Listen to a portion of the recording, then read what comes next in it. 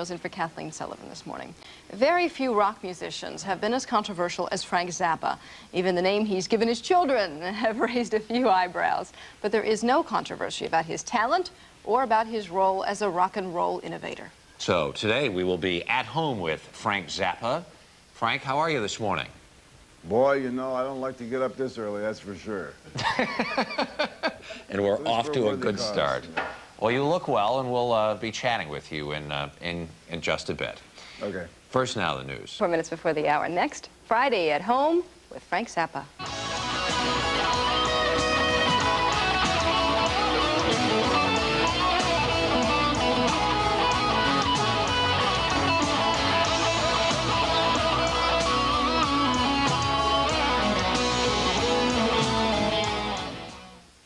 Home with someone special, and this morning we go to the Hollywood Hills and the home of a man who once said, "I never set out to be weird, it was always other people who called me weird."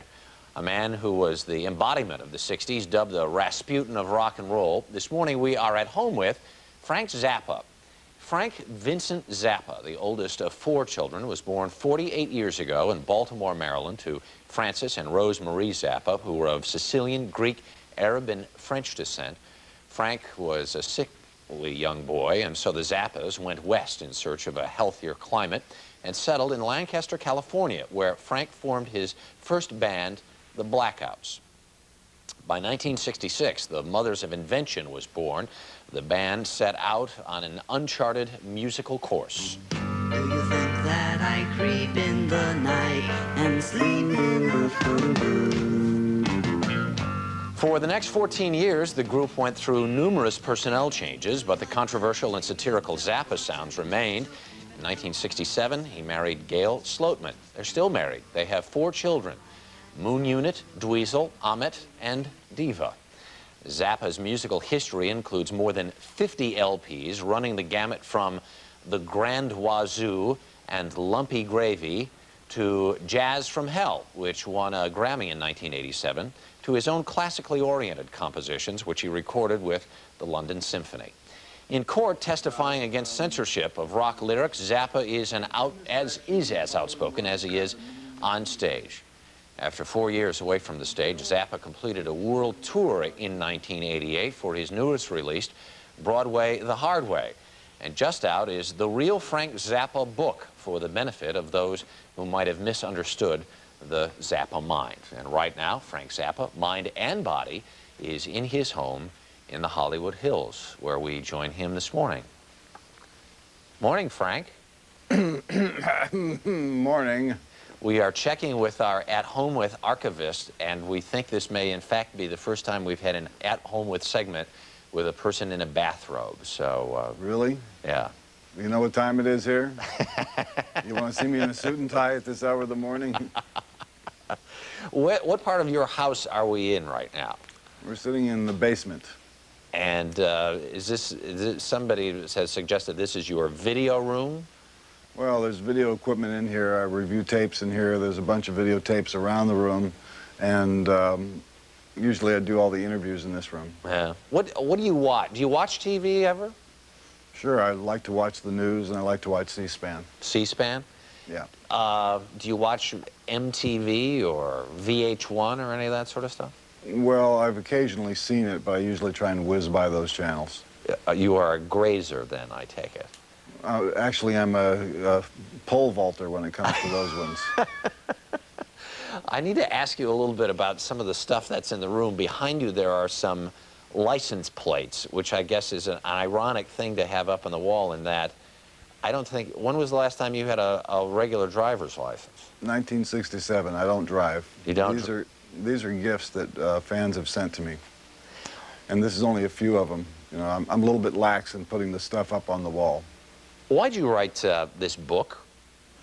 Because Aunt Patty said it would be really easy.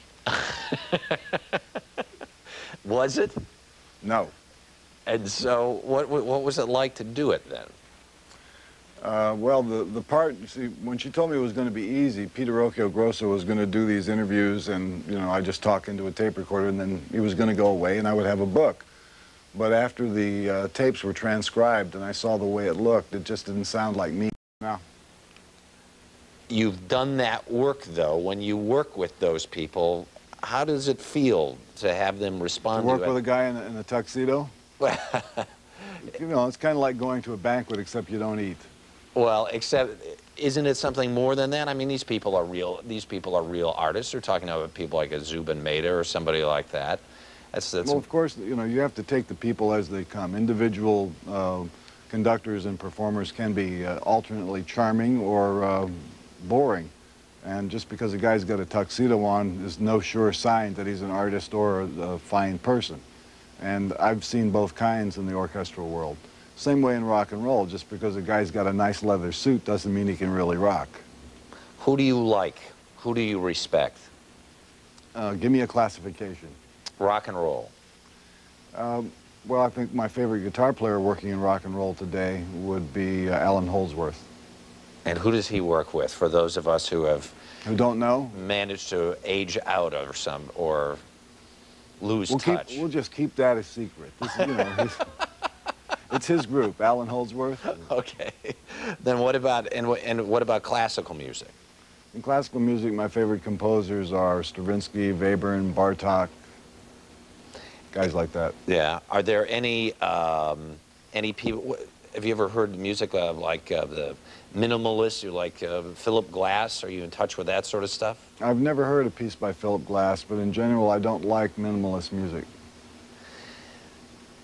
What do you listen to around the house? I don't have much recreational listening time. Basically, if I'm listening to something, I'm listening to what I'm working on in the studio. Yeah. You have 4 kids. We see your son sometimes on TV.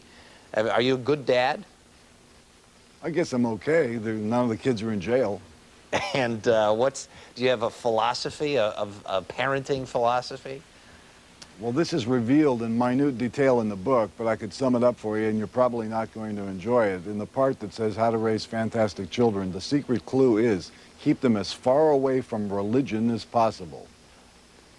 And that's the key, you think, or what else? So didn't you say you should let kids grow like weeds? Yeah, let them grow like weeds, but keep them away from a church. Let me make this very clear. What is it? Choosing a religion is important, okay? Right. And this is not something that should be inflicted on a child from birth. And I think that if you let a child choose which way he wants to go, which religion or no religion or whatever he wants to do, that decision should be made by the child at the point where the child has enough data to make that decision. Do you think, do you want your kids to grow up to be musicians? If they want to.